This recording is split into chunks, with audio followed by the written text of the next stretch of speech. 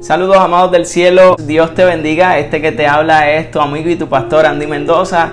Para mí es un privilegio tenerte con nosotros, así que gracias por estar. Vamos. Este mensaje lleva como título Creed. Así nada más, creed. Porque lo que tengo que decirte hoy de parte de Dios solamente demanda de nosotros que creamos. Así que si nosotros creemos, realmente el Dios del cielo ha de bendecir nuestras vidas de manera sobreabundante. Ciertamente vivimos días particulares. Qué lindo, ¿verdad? Que a pesar de todo lo que vivimos, nuestro Dios sigue añadiendo bendición a nuestras vidas.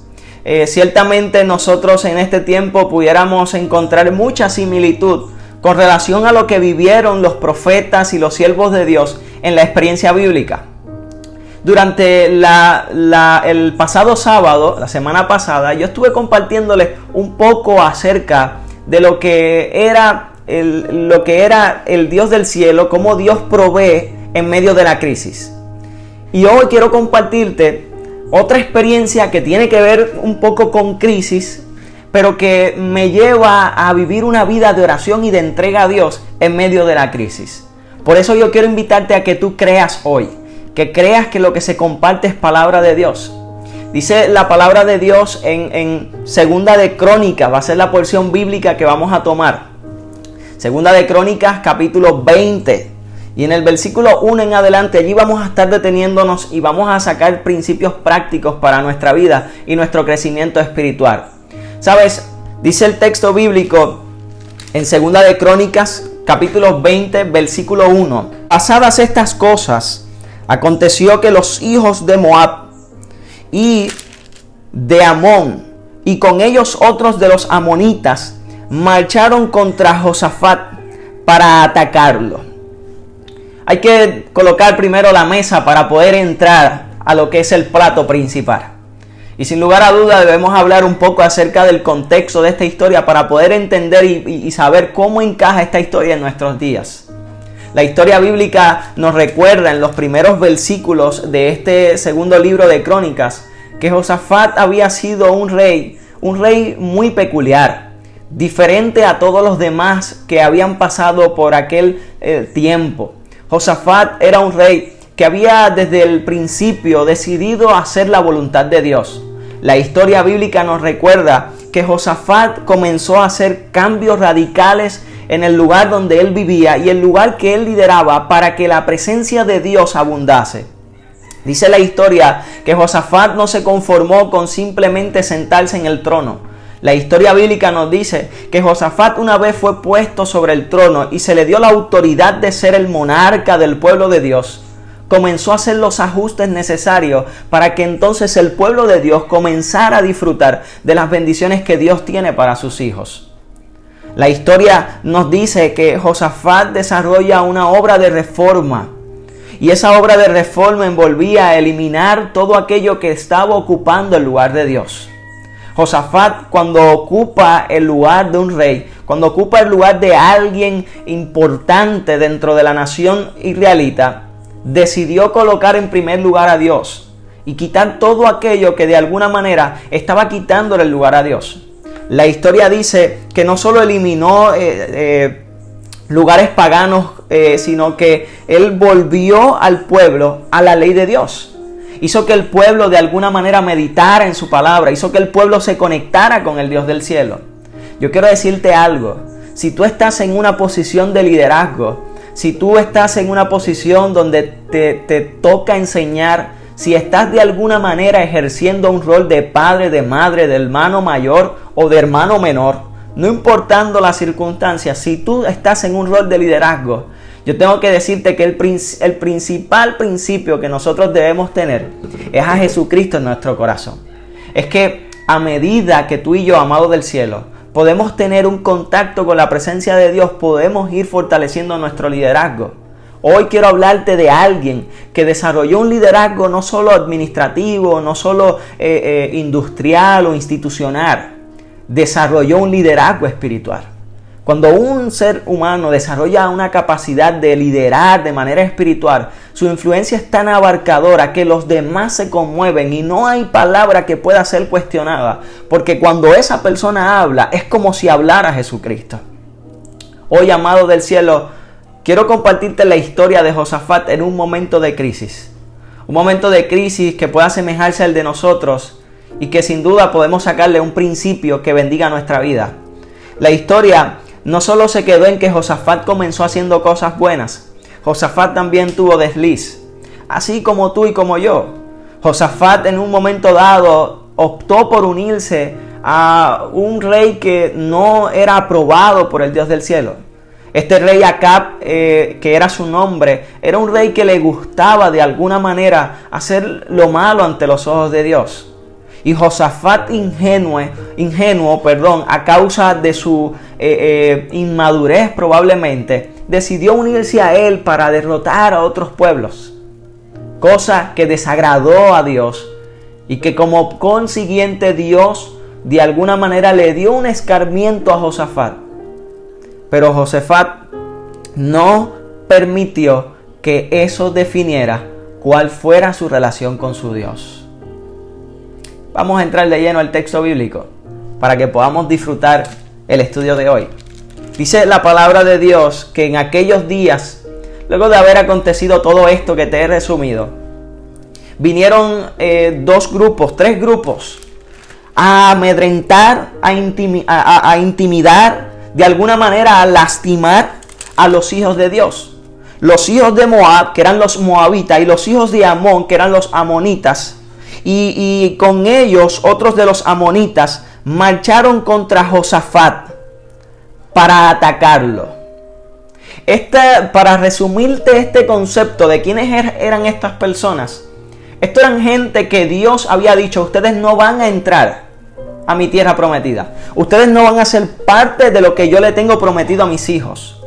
Y en la envidia de los amonitas, de los moabitas y de todos los demás que atacaban al pueblo de Dios, en la envidia de no ver cómo el pueblo de Dios prosperaba porque ellos colocaban en primer lugar a Jehová, decidieron atacar a todos los siervos de Dios. Y la historia bíblica dice que fueron algunos a darle aviso a Josafat cuando esta gente iba llegando, diciendo: contra ti viene una gran multitud del otro lado del mar y de Siria. Ya están en Hazazón Tamar, que es Angadi. Básicamente esos nombres tienen que ver con relación a lo que es el lado oeste del Mar Muerto.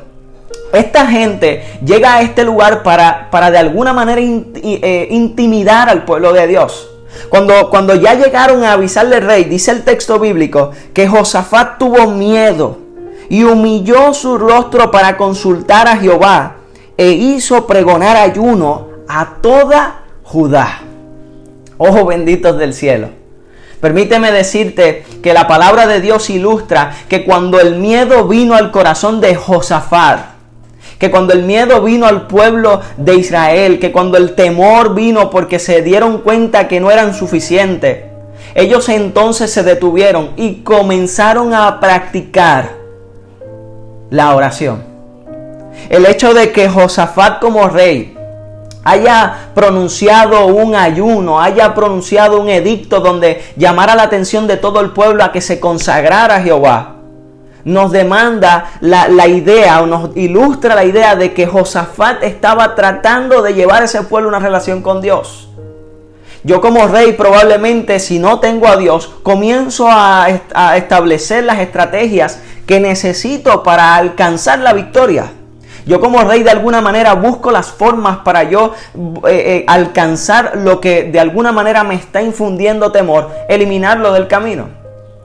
Pero Josafat, en medio del temor, prefirió invitar al pueblo a que se humillara delante del Dios del cielo. En medio de la angustia, prefirió llevar al pueblo a la adoración. En medio de la desesperación, en medio de la falta de recursos, prefirió de alguna manera buscar su almería celestial y no la almería que el mundo nos puede dar. Más adelante quiero compartirte un principio clave que nos ilustra esta idea. El liderazgo espiritual de Josafat se ve marcado cuando él decide llevar al pueblo a la oración y no necesariamente a las estrategias militares que él podía desarrollar. Es por eso que Josafat en aquel momento nos permite ver su liderazgo espiritual cuando vemos la convocación del pueblo. El texto bíblico dice el versículo 4, se congregaron los de Judá para pedir socorro a Jehová, y también de todas las ciudades de Judea vinieron a pedir ayuda a Jehová. Entonces Josafat, puesto en pie en medio de la asamblea de Judá y de Jerusalén, en la casa de Jehová delante del atrio nuevo, dijo. Oiga esto, la palabra de Dios nos dice que no eran 2 o 3 los que estaban allí. Había gente no solo de Jerusalén, no solo de Judea, sino también de los pueblos circundantes donde habitaban los hijos de Dios. Así que cuando ese rey hablaba, la influencia que él tenía sobre sus súbditos, sus seguidores, era tal que la gente le seguía. Amado del cielo, cuando este hombre convocaba a todo el pueblo para que ayune y ore, aleluya, permita a Dios que ese sea el espíritu que todos nosotros tengamos. Que el día cuando digamos vamos para la iglesia, salgamos todos para la iglesia con gozo, con disposición. Sea que estemos en el gozo, sea que estemos en aflicción, que el día que se diga en casa, vamos a adorar al Dios del cielo, que en esa casa se adore el Dios del cielo. Porque la disposición de ese pueblo me muestra que el líder que tenían en ese pueblo era un líder que los influenciaba, que los inspiraba, que los motivaba, que los alentaba a vivir una relación con su Dios. Dice el texto en esta primera porción que el pueblo tuvo miedo. Tuvo miedo porque se dio cuenta que no eran suficientes para vencer al enemigo. Tuvo miedo porque se dio cuenta que de alguna manera la prueba que tenían delante era una prueba que no podían vencer con sus propias manos. Y sintieron, en segundo lugar, la necesidad de alcanzar una experiencia más profunda y más linda con su Dios. Pídele al Dios del cielo, Señor, dame esta necesidad. Pídele al Dios del cielo, Señor, dame esta convicción. Y cuando en casa se diga vamos a orar, que se congregue todo el mundo y vamos a orar, sabiendo que en este acto, que en esta linda experiencia alcanzaremos la bendición que Dios quiere darle a nuestras vidas. Dice el texto que Josafat comenzó a orar, una oración que yo he podido resumir en 5 puntos. 5 puntos que nos llaman mucho la atención. Dice el texto bíblico que Josafat comenzó a decir: Jehová, Dios de nuestros padres, ¿no eres tú Dios Jehová, Dios de nuestros padres, ¿no eres tú Dios en los cielos y dominas sobre todos los reinos de las naciones? ¿No está en tu mano tal fuerza y poder que no hay quien te resista? Dios nuestro, dice el rey, ¿no expulsaste tú a los habitantes de esta tierra delante de tu pueblo Israel y le diste a la descendencia de tu amigo Abraham para siempre? Ellos la han habitado y han edificado en ella santuario a tu nombre, diciendo: si mal viene sobre nosotros o espada de castigo, pestilencia o hambre, nos presentaremos delante de esta casa y delante de ti, porque tu nombre está en esta casa. Clamamos a ti a causa de nuestras tribulaciones, y tú nos oirás y nos salvarás. Básicamente el rey le está diciendo al Señor: Señor, nuestra situación, en primer lugar él reconoce que en su situación está puesta la estima del Dios en el cual ellos han creído. Porque él le dice: ven acá, no eres tú Dios, no eres tú el Dios del poder, no eres tú el Dios que controla los mundos. En esta situación, Él está poniendo de alguna manera en perspectiva lo que tú y yo probablemente hemos vivido. Señor, tú no me has prometido bendecir a mis hijos. Señor, tú no has prometido sacarme de esta situación financiera. Y comienza de alguna manera a colocar en una perspectiva lo que es la estima, lo que es la capacidad, lo que es la grandeza y la soberanía del Dios del cielo y de la salvación. Dice el texto bíblico que en segundo lugar en esta oración el rey ve a un Dios que cumple sus promesas. Aleluya, qué lindo. Porque en medio de la crisis reconocer que Dios cumple sus promesas es algo poderoso. Él se dio cuenta que Dios había bendecido a Abraham. Él se dio cuenta que Dios, el amigo de Abraham, había cumplido su pacto. Y él le recuerda: Señor, tú no solo eres el Dios que tiene el poder para sacarnos de esta situación, tú también eres el Dios de las promesas, tú también eres el Dios del pacto, tú también eres el Dios de la fidelidad. Dice el texto, y recuerda cuando dice en ese versículo número 8, que ellos iban a la presencia, al santuario, porque allí habitaba su presencia. Es que en unos capítulos anteriores nosotros podemos ver que el rey Salomón, cuando dedica el templo, le dice: Señor, cuando este pueblo pase por aflicción, cuando este pueblo viva de alguna manera en tormentos, este pueblo va a venir a este lugar y va a clamar a ti, y tú los oirás y tú los sacarás de esta situación. Así que el pueblo, un tiempo después, mucho tiempo después, reconoce lo que se había dicho y dice: nosotros tenemos que ir al templo. Y le recuerda: Señor, acuérdate del compromiso que habíamos hecho, que cuando las cosas fueran mal en casa, nosotros íbamos a buscarte, que cuando las cosas de alguna manera no nos salieran bien, íbamos a venir aquí a clamar a ti, y tú nos vas a oír, Señor. Quizás tenemos que decirle al Señor: Señor, yo sé que tú tienes poder. Número 1, Señor, yo sé que en ti está la soberanía. Número 2, Señor, yo sé que tú cumples las promesas. Yo sé que tú no fallas a tu pacto. Y número 3, estamos en tu presencia. Estamos en el lugar donde tú has prometido escucharnos y hablarnos. Pídele al Dios del cielo que habla a tu vida. Dile al Dios del cielo: Señor, háblame. Muéstrame el camino por el cual debo andar. Ilústrame las palabras que debo tomar para compartirle lo que tengo que compartirle a X o Y persona. Ayúdame, Señor.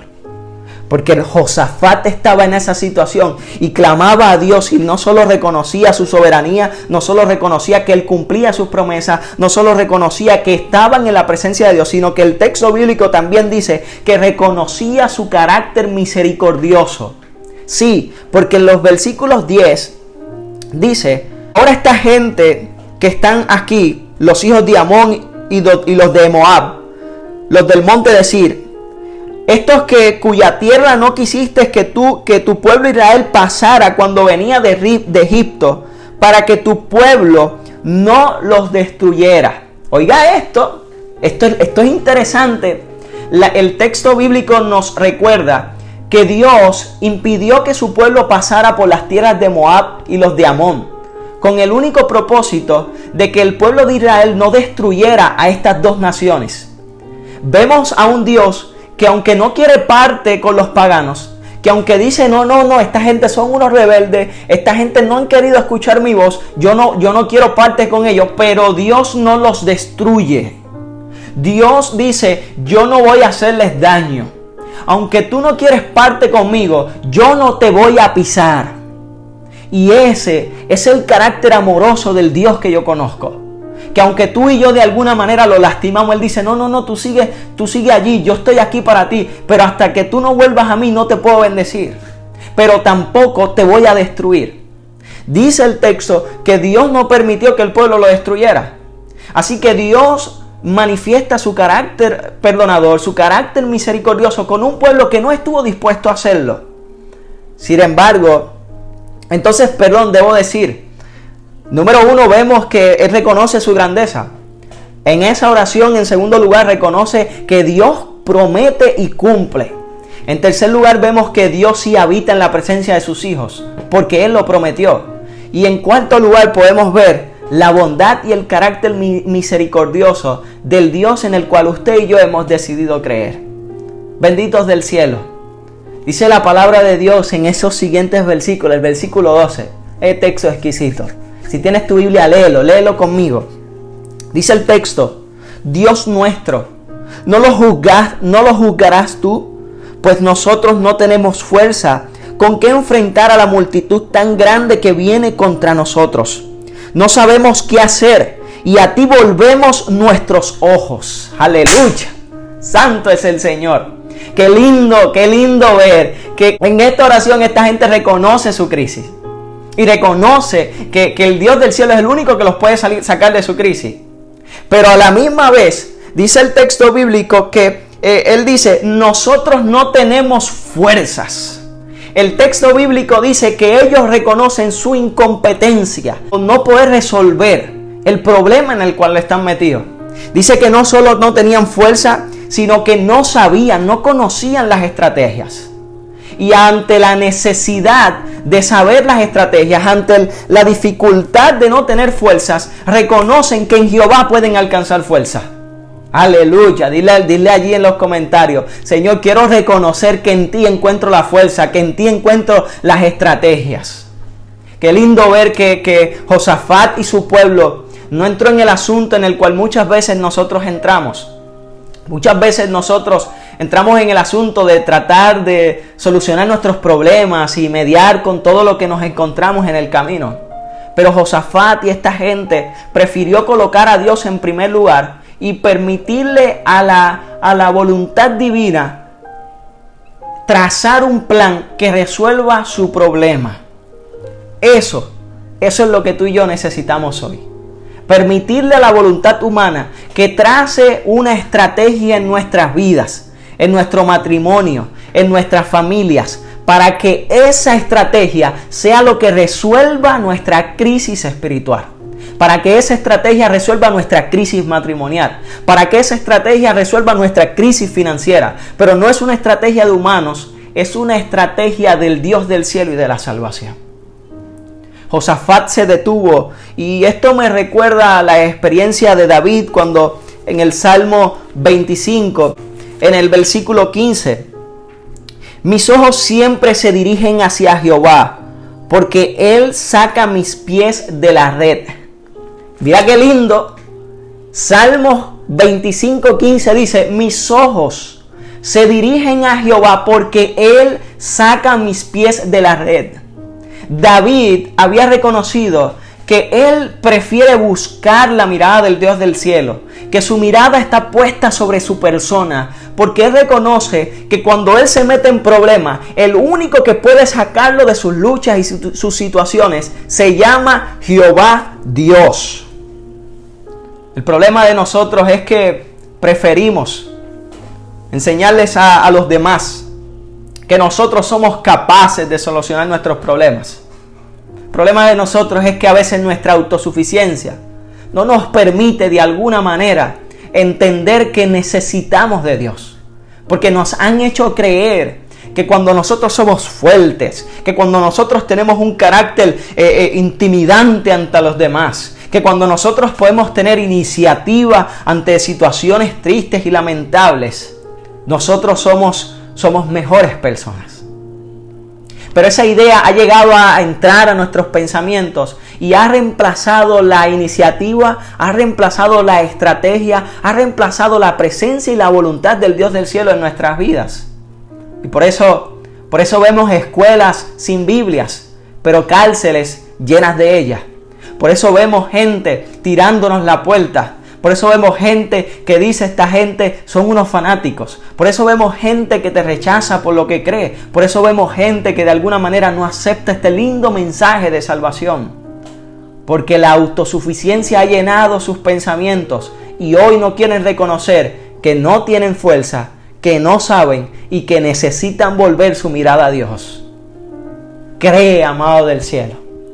Cree y vuelve tu mirada a Dios, porque el que envuelve su mirada a Jesucristo encuentra poder, encuentra libertad, encuentra sanación y encuentra salvación. Eso no se queda allí. Dice el texto bíblico que mientras todos estaban reunidos en pie adorando a su Dios, la palabra de Dios dice que tanto niños y mujeres gozaban de lo que Dios estaba haciendo en ellos. Pero en el versículo 14 nos ilustra que un hombre llamado Jaasiel, hijo de Zacarías, recibe de alguna manera un mensaje de parte de Dios. Dios le ilustra en visión, Dios le ilustra el mensaje a este hombre, que pudiéramos reconocerlo como un profeta, para darle el mensaje de que Dios está por hacer algo con el pueblo. Y si lee conmigo en el versículo 15, la palabra de Dios dice: y dijo: oíd toda Judá, y vosotros habitantes de Jerusalén, y tú rey de Josafat, Jehová os dice así: no temáis ni os amedrentáis delante de esta multitud tan grande, porque no es vuestra la guerra, sino de Dios. Que alguien diga amén. Que alguien coloque allí amén. Porque la palabra de Dios hoy nos está diciendo, no tengas temor, no sientas angustia, porque nuestra guerra, porque esta guerra no es de ustedes, sino de Dios. Así que si el temor ha venido a tu vida, quédate sabiendo, querido del cielo, que la guerra, que la angustia, que la crisis que estás enfrentando cuando está en las manos de Dios ya no te pertenece. Él no solo decía, hey, no tengas temor, sino que en la instrucción le está brindando ahora una condición, le está brindando ahora, le demanda al pueblo algo que tenía que hacer el pueblo. Y la historia dice, mañana descenderás contra ellos. Mirad, ellos subirán por la cuesta de Cis y los hallaréis junto al arroyo antes del desierto de Jeruel. No tendrás que pelear. ¿Cómo? Tú me estás diciendo a mí que te digo a ti que no tengo fuerzas, que te digo a ti que no sé qué hacer, que me digas ahora que salga de mi casa, que salga del lugar donde estoy refugiado, que salga del lugar donde estoy seguro, para caminar contra un ejército y me vienes a decir que no voy a pelear. Te voy a hacer esta historia. En cierto momento en mi ministerio comencé a vivir un tiempo muy difícil. Cursaba mi segundo año de estudios ministeriales. Y yo recuerdo que comencé a ir a predicar a muchos lugares. Viví la experiencia de viajar, hacer campañas, una cosa linda en el nombre del Señor. Sin embargo, unas semanas después de estar viviendo estas experiencias, donde por 3 meses estuve viajando y predicando, comencé a sentir unos ataques de parte de Satanás. Tanto así, querido del cielo, esto no son supersticiones, ni ideas, ni cuentos lindos. Esto fue una realidad. Yo recuerdo que cuando yo iba a predicar había una persona que me escribía de diferentes números de teléfono y me decía, deja de predicar. Esta persona se obsesionó conmigo, se obsesionó con mi ministerio y me decía, debiste haberte muerto aquella noche. Esta persona me perseguía y de alguna manera se apropió de mis cuentas de las redes sociales, se apropió de mi teléfono, se apropió bloqueó mis cuentas de banco, me cancelaba pasajes. Esta persona tenía control absoluto en cuanto a lo que era el área tecnológica de mi ministerio. Y le escribía a personas y le decía, no, Andy está en pecado, Andy es un falso profeta, Andy está predicando la morar en calzoncillo. Y comenzó a contactar gente para denigrar mi ministerio. Yo caí en un tiempo de angustia porque no tenía los recursos. No sabía cómo detener esta avalancha de ataques, de comentarios, de mentiras que me consumían. Al principio comencé a tratar de sacar fuerzas, estrategias, ideas para combatir los pensamientos, las ideas y todo lo que se decía en contra de mí. Pero poco a poco me iba dando cuenta que se me iban acabando las fuerzas, que no era suficiente lo que decía o lo que hacía para detener a esta persona. Hasta el punto donde esta persona dice, te voy a destruir. Y yo le digo, pero ¿qué tú quieres de mí? Y me dice, deja de predicar. En aquel momento entendí, el diablo quiere destruirme. Yo le decía, pero ¿por qué tengo que dejar de predicar? No quiero que prediques más, me decía. Me llamaba por teléfono de un sinnúmero de números. Eran más de 100 números telefónicos diferentes. Y me insultaban y me decían, tienes que parar de predicar. Yo comencé a afectarme emocionalmente. Mis amistades comenzaron a afectarse. Mi familia comenzó a afectarse. Yo había perdido la paz. Tenía miedo. Y no sabía qué hacer. Sin embargo, en una ocasión, ya cuando me estaba dando cuenta que no era posible solucionar esta situación por mis propias fuerzas, un amigo me detuvo y me dice, Andy, ¿lo que se está diciendo de ti es verdad? Y yo le dije, claro que no es verdad. Dios conoce mis pensamientos y mi corazón. Pues si lo que se dice de ti no es verdad, ¿por qué te estás defendiendo? ¿Por qué si lo que se dice de ti no es verdad? ¿Por qué estás afanado en buscar estrategias para eliminar a esta persona, para de alguna manera hacer justicia? ¿Por qué no estás deteniéndote ante la presencia de Dios con calma, tranquilidad y fe y esperando en que Jehová obre en tu situación? Deja de defenderte, me decía. Yo no entendí eso hasta que encontré esta historia. Esta historia me recuerda que Dios espera que nosotros nos detengamos y comencemos de alguna manera a esperar en Él. A esperar pacientemente, pero a la misma vez activamente, reconociéndolo como nuestro Dios, viviendo una vida de oración y de testimonio para Él. Y en su momento Jehová nos recompensará en público. No pasó mucho tiempo. Terminé de predicar durante ese tiempo. Pasaron tuve como 4 meses con esta situación. Y en su momento oré a Dios y le dije: Señor, yo no voy a volver a hacer un comentario. Yo no voy a volver a defenderme. Yo no voy a contestar una llamada. Yo no voy a decir nada. De lo que me vengan a preguntar, Señor, yo no diré nada. Esto está en tus manos. El texto dice: no tendráis que pelear por vosotros. Esta experiencia demanda dependencia. Esta experiencia demanda confianza plena en el Dios del cielo. ¿Cómo que yo voy a ir a la guerra y no voy a pelear?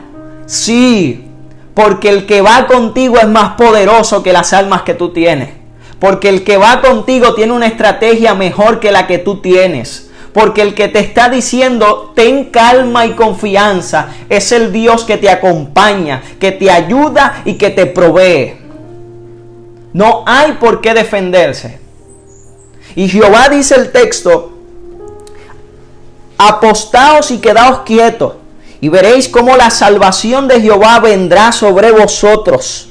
Judá y Jerusalén, no tengan temor ni desmayen. Salid mañana contra ellos, porque Jehová estará con vosotros. Aleluya. El Dios que te manda, el Dios que te invita, el Dios que te pide una misión, es el Dios que te está diciendo: hey, yo voy contigo, querido del cielo. Ese es el carácter del liderazgo de mi Dios. Gloria sea al Señor, aleluya. ¿Sabes por qué? Porque el Señor, cuando te está pidiendo algo, no te abandona. Cuando Dios te está diciendo: mira, ve a tal lugar, Dios dice: yo voy contigo, te ayudo y te sostengo, para que tú veas que yo no soy el que manda, yo también soy el que va contigo. Entonces, si Dios quiere bendecir a tu vida, si Dios quiere bendecir a tu familia, y hoy te estás dando cuenta de que no tienes el apoyo de tu esposo, no tienes el apoyo de tu esposa, no tienes el apoyo de tu madre, de tu padre, de tu familia, no te sientas solo. El Dios que te está haciendo la invitación hoy a seguirle y a creer en Él y en sus profetas es el Dios que nos dice: yo también te acompaño, querido de Dios. Dice la palabra de Dios que Dios les decía a ellos: estén quietos, estén quietos. Miren, yo he llegado a creer que el éxito no es un regalo. El éxito no es simplemente un estado. El éxito es algo que nosotros de alguna manera conseguimos con esfuerzo y sacrificio. A la misma vez, la gracia, aunque es gratis, la gracia no es barata. La gracia, aunque es gratis, la gracia no es fácil. Por eso, el Señor le está diciendo a ellos: yo les voy a dar la victoria a ustedes. Pero es bueno que tú sepas, querido, que tú tienes que hacer algo por alcanzarla. Yo se las voy a dar, pero tú tienes que confiar en mí. Yo les voy a dar la victoria, pero tú tienes que de alguna manera estar quieto en mí. Esa es la actitud de alguien que confía plenamente en Dios. Estad quieto. Familia linda, estás quieto. Esposa, esposo, hijo, amigo que me escucha, estás quieto en la presencia de Dios. Pastor, pero qué difícil cuando me siento atacado. Qué difícil, pastor. Sí, es difícil. Pero si Jesús pudo estar quieto, aún con la magnitud de los pecados que lo agobiaban, nosotros con la obra de su Espíritu Santo también podremos estar quietos. Pero tú tienes que estar dispuesto tienes que de alguna manera aferrarte a la confianza que Dios hoy nos está llamando a tener. La Biblia dice que nuestro Dios comenzó a ser adorado por aquella gente. Y mire qué cosa tan incomprensible para los incrédulos.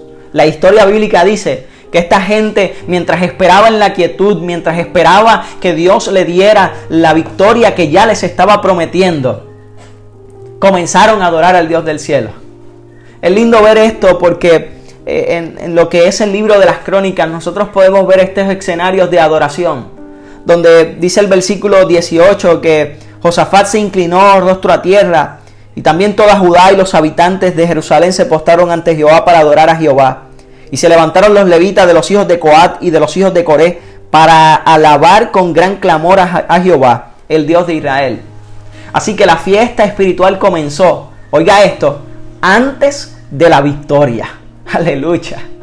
La adoración, la alabanza, la gratitud comenzó antes de la victoria.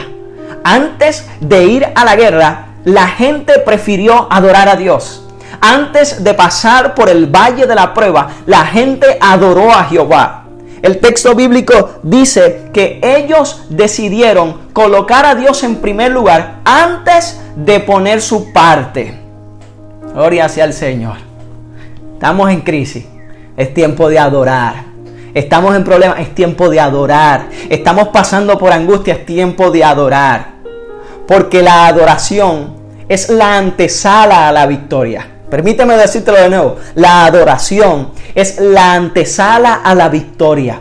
Cuando yo permanezco adorando a Dios, sin importar la situación en la cual estoy pasando, el Dios del cielo me muestra su victoria por mi fidelidad antes de la victoria.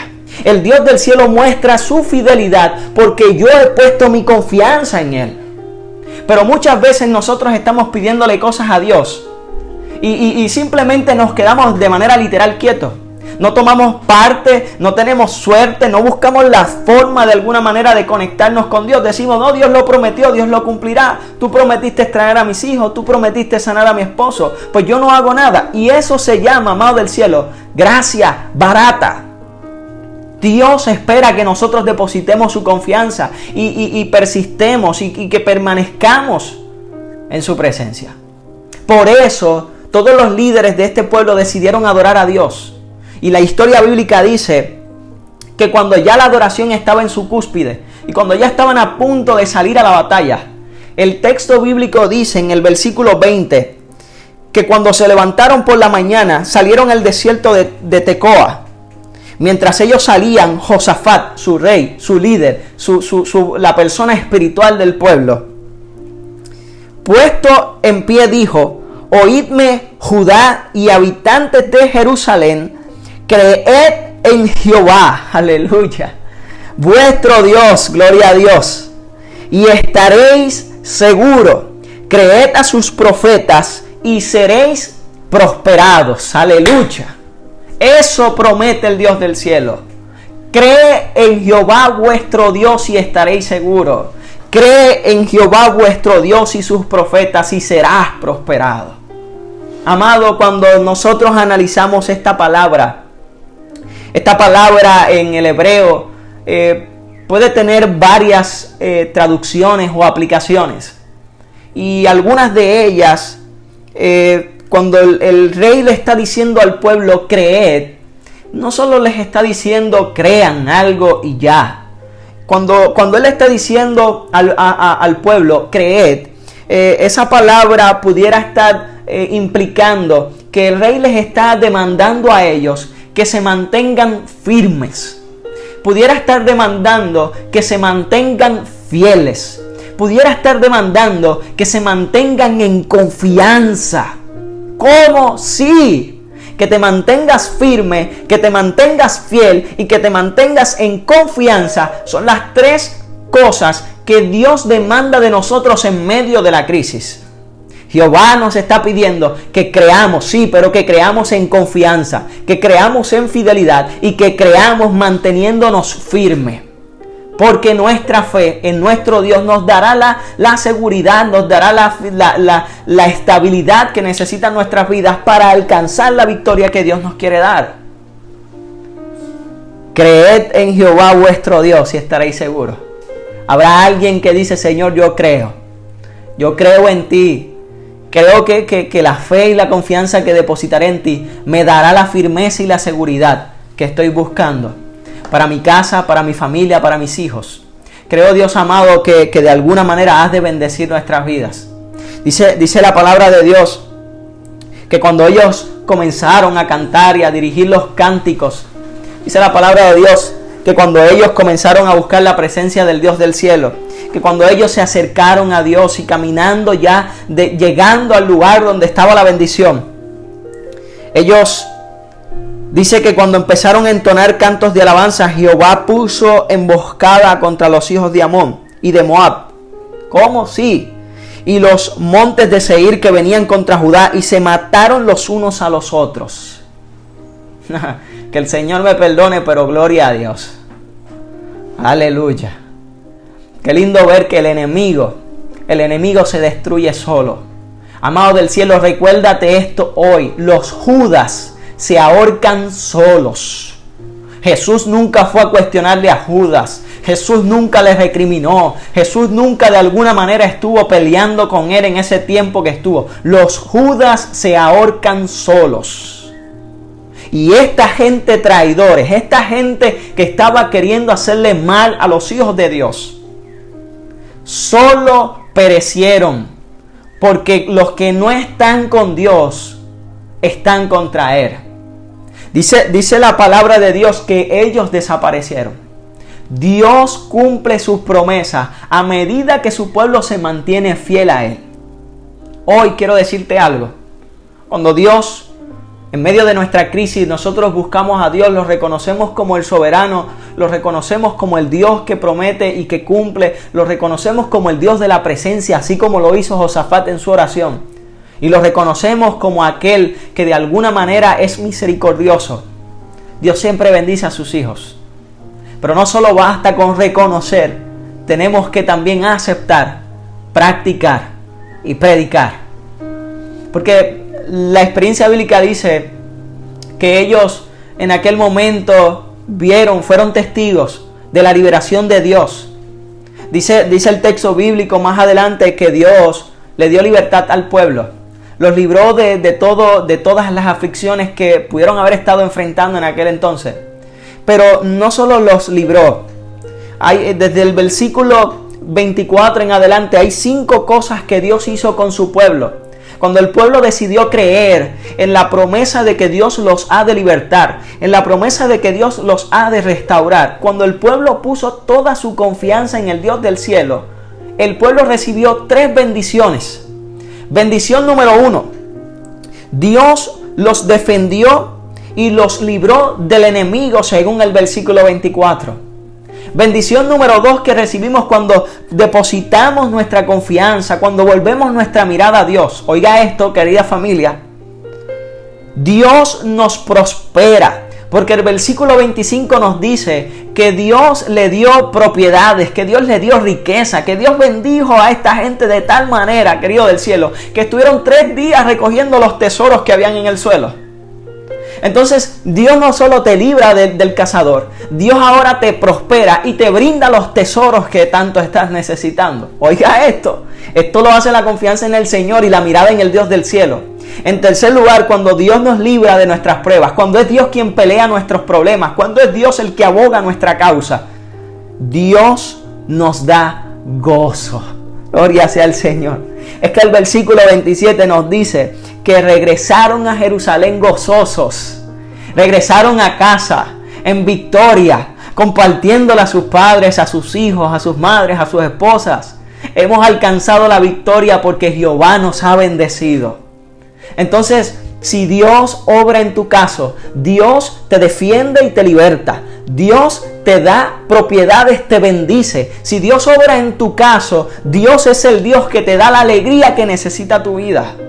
A veces andamos amargados, a veces no tenemos esperanza, a veces estamos desanimados. Es porque Dios no ha llegado a nuestra vida de la manera como Dios quiere llegar a nuestros corazones. Que este no sea un mensaje más, que si tú estás escuchándonos acá y has estado hasta este tiempo, yo quiero decirte, amado del cielo, toma una decisión por Jesucristo. Ponlo allí, yo decido por mi Dios.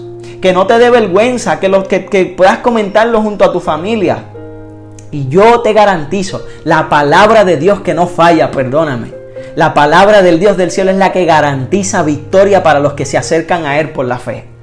Número 1, Dios nos defiende. Número 2, Dios nos provee. Número 3, Dios nos da gozo. Número 4, Dios nos devuelve la estima. Ay, tan importante en este tiempo, donde el enemigo se ha encargado de bajarnos nuestra estima. Porque tenemos un esposo que de alguna manera le gusta criticar lo que hacemos. Porque tenemos unos padres que no valoran los esfuerzos que nosotros hacemos para sacar buenas notas. Nos bajan la estima y nos hacen pensar la sociedad porque no tenemos quizás los recursos monetarios que nuestros amigos tienen. Porque la moda, porque la cultura de alguna manera nos ha bajado la estima. Pero la palabra de Dios me dice que cuando esta gente llegó a Jerusalén, ahora sí tenían estima. Ahora sí estaban de alguna manera en el gozo. Ahora sí estaban de alguna manera viviendo una vida alegre. ¿Por qué? Porque Dios le había subido su estima. Y en quinto lugar, cuando Jehová pelea nuestras batallas, cuando Jehová le damos el primer lugar a Jehová en medio de nuestras crisis, Dios nos da paz. Dios nos da paz. Y ese es el mensaje de hoy. Dios nos da paz. Probablemente has estado luchando. Probablemente has estado peleando. Probablemente te has puesto a tomarte en serio 1,000 batallas contra todo aquel que se opone a tus creencias, a tu estilo de vida. Probablemente te has aferrado a las estrategias que has desarrollado tú mismo. Pero el texto bíblico dice que Dios, cuando Dios pelea la batalla de sus hijos, amado de Jehová, Dios los liberta. Dios les provee. Dios les da gozo. Dios le aumenta su estima, le devuelve su valor. Y Dios te da paz. Hoy quiero invitarte, querido del cielo, a que puedas colocar tu lucha en las manos del Dios del cielo. A que puedas permitirle al Dios de la salvación vivir una experiencia linda contigo y que puedas ser de aquellos que, como Josafat, reconoce su soberanía, reconoce sus promesas y vive una experiencia de adoración para su Dios. Hoy, querido del cielo, mi invitación es que aceptes no solo este mensaje, que aceptes a Jesucristo como tu único Salvador. Porque su palabra dice que Él fue el que vino a darle libertad a su pueblo. Él es el que ha venido de alguna manera para darle sanidad a su pueblo. Él es el que ha venido para llevarle esperanza a su pueblo. Y aunque la iglesia te falle, aunque tu esposo te falle, aunque la gente, tus amigos y todo el que te ha prometido en la vida te falle, Jehová Dios nunca te ha de fallar. No lo hizo con Josafat. No lo hizo con el pueblo de Israel. Tampoco lo hará con nosotros en estos días. Por eso, mi llamado hoy es, si hay alguien que quiere depositar su confianza en Dios. Yo sé que hay algunos que lo han estado haciendo. Confío en el Dios del cielo que hoy tu vida cambiará. Pero, amado del cielo, tienes que estar dispuesto a ser como Josafat. Señor, pondré de un lado mis luchas. Pondré de un lado mis estrategias, pondré de un lado todo lo que de alguna manera he estado haciendo y comenzaré a esperar tranquilamente, confiadamente en lo que tú, amado del cielo, darás a nuestras vidas. Hay alguien que dice, pastor, yo necesito eso. Tú lo puedes dejar en tus comentarios. Tú puedes de alguna manera comentarlo allí, hacerlo de manera privada.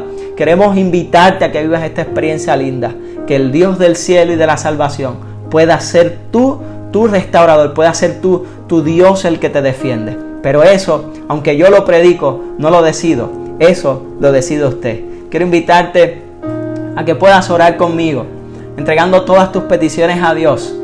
Hoy es el día de entregar la lucha. Hoy es el día de decirle, Señor, esta es mi lucha. No tiene que comentarlo de manera específica, pero puede decir, Señor, entrego mi lucha. Señor, entrego toda mi situación, la entrego y la pongo en tus manos.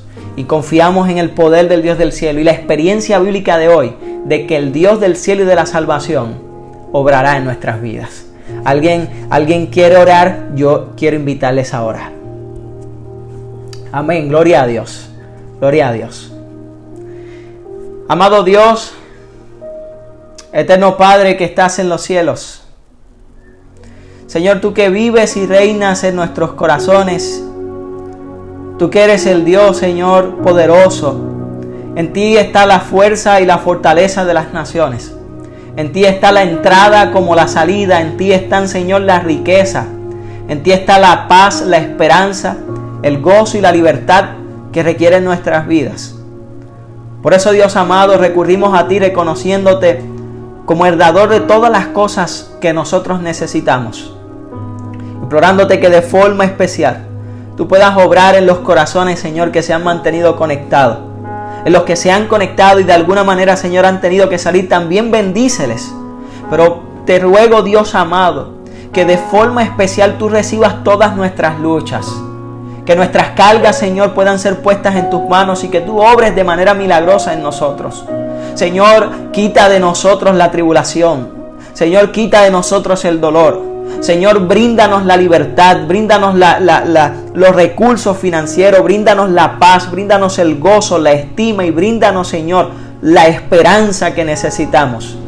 Que podamos estar seguros de que tú eres el Dios de nuestra salvación y que en ti, Dios amado, aunque tranquilamente, vamos a estar seguros.